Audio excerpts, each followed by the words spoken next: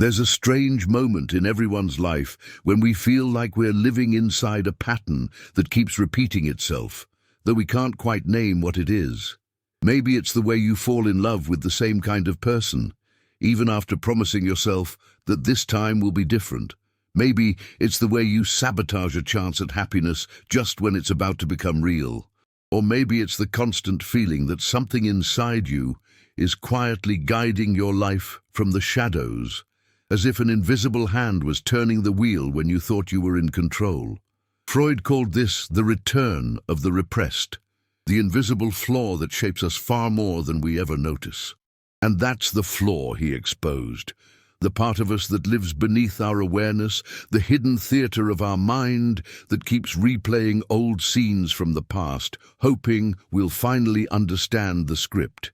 If you've ever wondered why you can know what's good for you and still not do it, why you can crave love yet run from it, why you can want peace and yet stir your own chaos, this story is for you. Because the flaw Freud uncovered isn't a moral failure or a weakness. It's the deepest truth of being human. Before we continue, take a moment to breathe, to feel where this lands in your body. You're not alone in it. And if you're drawn to this kind of reflection, to understanding the hidden emotional forces that shape our lives, consider subscribing, not out of obligation, but as a quiet commitment to knowing yourself more deeply, week by week. Freud once said that our mind is like an iceberg. Only a small part of it is visible above the surface. What lies beneath, vast and uncharted, moves silently yet powerfully, shaping the direction of everything above. The flaw he revealed wasn't something you could see, but something you could feel. It showed up in slips of the tongue, in dreams, in irrational fears and impossible desires. It was the unconscious speaking in code. He realized that the greatest enemy of our peace is not what happens outside of us, but the things within us we refuse to see. Imagine a child sitting quietly in a room while the adults argue in the next. The child doesn't understand the words, but they feel the tension, the anger, the silence after a slammed door, the way love turns cold without explanation. That child grows up, learns to speak, learns to reason, learns to smile. But somewhere deep inside, the old feeling remains, like a quiet hum beneath the noise of everyday life. One day, as an adult, they find themselves in a relationship that feels strangely familiar, though they can't say why. The other person withdraws emotionally or becomes distant, and suddenly that old feeling wakes up. It's not just sadness anymore, it's recognition. The unconscious has found its way back to the surface, reenacting the old pain in a new disguise. Freud called this repetition compulsion, the tendency of the psyche to recreate the original wound in search of resolution. But here's the cruel irony. We don't repeat because we want to suffer. We repeat because something in us is still trying to rewrite the past. We fall into the same patterns, not because we are weak, but because the child within us still believes that if we could just get it right this time, if we could just be loved properly, if we could just fix what went wrong back then, the ache would finally stop. That's the flaw Freud exposed, not a flaw of morality, but a flaw in our understanding of ourselves. We think we live in the present, but we are constantly haunted by unfinished emotions from the past. Let that sink in for a moment. Think of how many decisions you've made, how many people you've loved or pushed away, how many risks you've avoided, not because of logic, but because of emotion. Emotion born from experiences you barely remember. We live as if the past were over, yet emotionally, much of it still breathes through us. Freud believed that healing begins the moment we make the unconscious conscious. When we dare to look at the things we've avoided feeling, they begin to lose their power. The flaw doesn't disappear, it transforms. If this resonates with you, pause for a moment. In the comments, tell me, what's a pattern you've noticed repeating in your life, one that feels like it comes from somewhere deeper than reason? You can even write this phrase as a way to open the conversation. I think my unconscious keeps leading me back to. Copy and paste it if it helps. Sharing your experience can be a step toward understanding it, and you might be surprised how many others feel the same. Freud's great revelation was that we are not as free as we believe. Our so-called choices are often guided by invisible desires and fears we haven't yet faced. But this wasn't meant to discourage us, it was meant to wake us. Because the moment you realize you are not fully conscious of what drives you, you gain a chance to become conscious. You begin to sense the old voices whispering in your decisions, the child's longing hiding beneath your adult ambitions, the pain disguised as control, the fear disguised as independence. Let's go deeper into this flaw, the human flaw of believing we are purely rational beings. Freud saw that reason was often just the mask our emotions wore to appear civilized. Beneath every rational explanation, there's usually an emotional truth waiting to be acknowledged. You can tell yourself you left that relationship because it wasn't the right time, but deep down, maybe you left because the closeness felt dangerous. You can say you didn't take that opportunity because it wasn't aligned, but maybe you feared failure, or worse, success.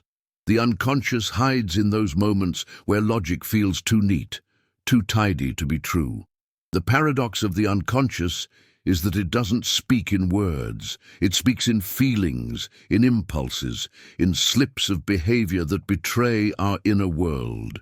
You can try to silence it with discipline, routines, or positivity, but it will find a way to express itself through your body, through anxiety, through a sudden dream that shakes you awake, through the way you always end up in the same emotional place, no matter how many times you change your life. Freud believed that dreams were the royal road to the unconscious because they bypassed the censorship of the waking mind. In dreams, the forbidden becomes symbolic, the unspeakable becomes image, a locked door, a lost child, a chase through endless corridors, each a metaphor for a feeling too heavy to hold in daylight. The flaw, he pointed out, was that we tend to dismiss these signals.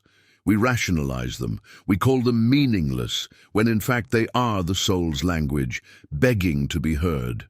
I'll continue with the second half next, where we'll go deeper into how this flaw manifests in love, creativity, and identity, and how awareness begins to dissolve its power.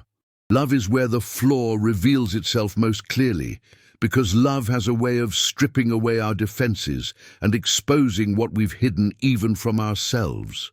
Freud saw love not as a purely romantic experience, but as a stage where our unconscious needs, fears, and unresolved longings perform their old roles under new lighting.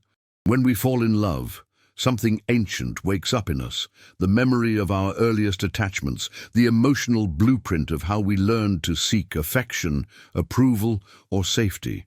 The person we fall for often resembles, in subtle and invisible ways, the figures who shaped our emotional world.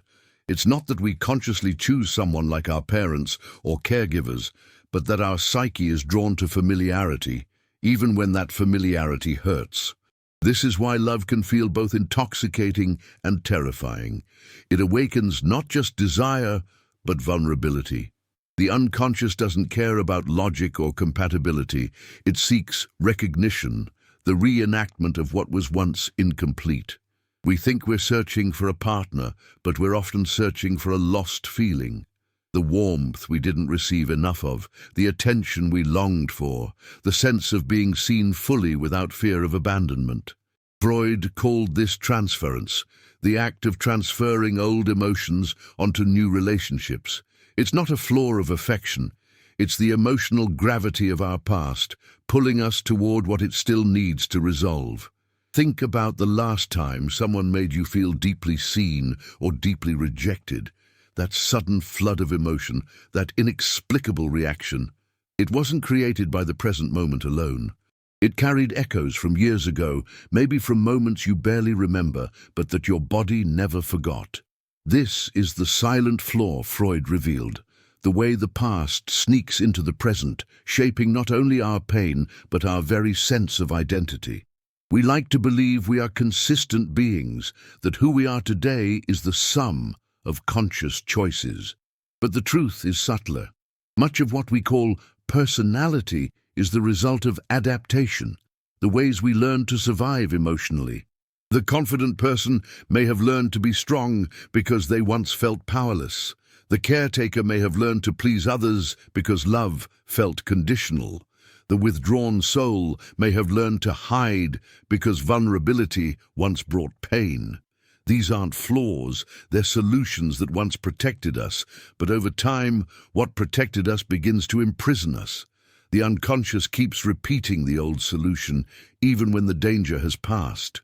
That's the tragedy Freud saw, that what once kept us safe can, years later, keep us from living fully.